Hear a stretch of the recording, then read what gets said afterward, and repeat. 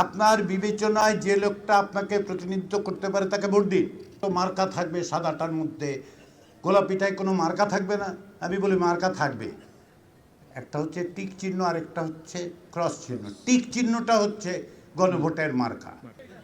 চাইলে পরে ঠিক, সিল দিন টিক, ঠিক আছে? এই যে প্রধানমন্ত্রীর একক ক্ষমতা, সেইটাই কমানোর জন্য সব রাজনৈতিক দল একমত হয়েছেন কি তিনি সমস্ত জীবনের 10 বছরের বেশি থাকতে পারবেন। 16 বছর থাকার, আরও যদি আগের 5 বছর যোগ করে 21 বছর হয়, তার পরিণতি তো আমরা দেখেছি না? হাড়ে মাংসে মজ্জায় টের পেয়েছি। তাহলে ক্ষমতা আপনার কমাইতে হবে। বাংলাদেশে সংবিধান ইচ্ছামতো সংশোধন হয়, 17 বার হয়েছে। কিভাবে সংশোধন হয়েছে? যে আপনি সংসদে 2/3 থাকলেই আপনি মন মতো সংবিধান সংশোধন করে তত্ত্বাবধায়ক সরকার ব্যবস্থা বাতিল করে দিতে পারেন। তারপরে ইচ্ছামতো রাতের ভোট, দামি নির্বাচন কি করতে পারেন। এটা বন্ধ করবেন কিভাবে? জুলাই জাতীয় সনদ বলা হচ্ছে যে এর বাইরে একটা আলাদা হাউস তৈরি করা 100 জনের, এটাকে আমরা উচ্চ কক্ষ বলছি। 100 জনের থেকে কিভাবে 100 জন হবে? বলে যে আপনি যে ভোট দিলেন, ধরেন আপনি একটা দলকে ভোট দিচ্ছেন, তারা 5% ভোট পাইছে।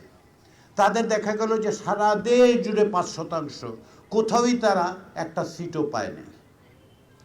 ফলে আপনি সংসদে আপনার কোনো প্রতিনিধিত্ব নাই, কিন্তু আপনার 5% ভোটের কোনো দাম নাই, থাকতে হবে।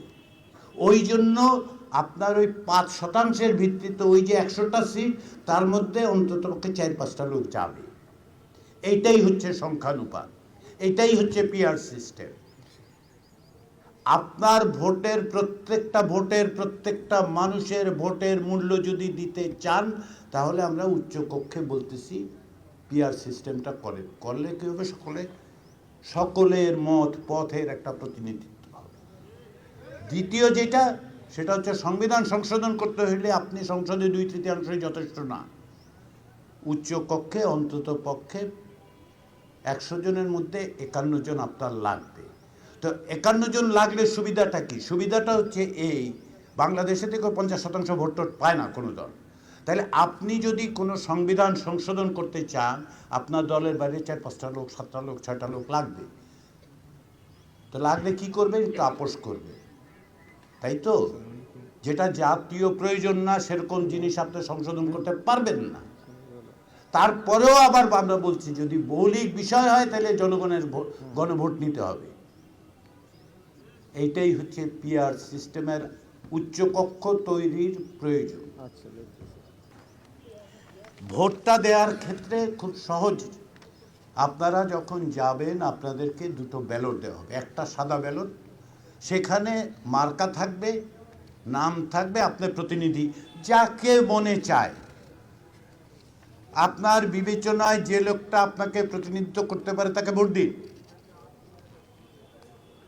আর গোলাপি রঙের ব্যালটটাতে আপনাকে দেয়া হবে আপনি এই যে প্রস্তাবগুলোর পক্ষে আছেন না বিপক্ষে আছেন, হ্যাঁ অথবা না।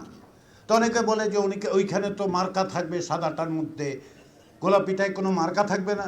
আমি বলি মার্কা থাকবে, একটা হচ্ছে টিক চিহ্ন আর একটা হচ্ছে ক্রস চিহ্ন। টিক চিহ্নটা হচ্ছে গণভোটের মার্কা।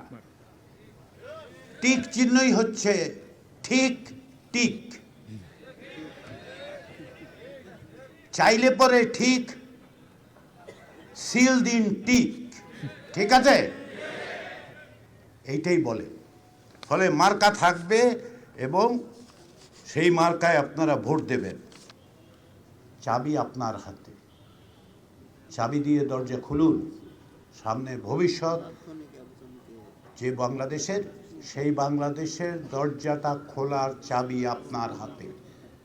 দরজাটা খুলবেন কি খুলবেন না সেটা সবাইকে বলুন, সবাইকে উৎসাহিত করুন, অনুপ্রাণিত করুন। 2টো কথা সবাইকে বলেন, সাদা ব্যালটে মন ধরে যাকে ঠিক মনে হয় ভোট দিন। গোলাপি ভোটে টিক চিহ্নতে ভোট দিন, কারণ ওইটা হচ্ছে ভবিষ্যৎ বাংলাদেশের। সেই ভবিষ্যৎটা তৈরি করার দায়িত্ব আসুন আমরা সবাই মিলে পালন করি। আশা করি আমরা সবাই মিলে সফল হব, কারণ আমরা চাইলে পারি। ফ্যাসিবাদকে হটানো গেছে, আমরা একটা নতুন ভালো বাংলাদেশের পথ তৈরি করতে পারবো। সবাই ঐক্যবদ্ধ থাকলে পারবো, অবশ্যই পারবো।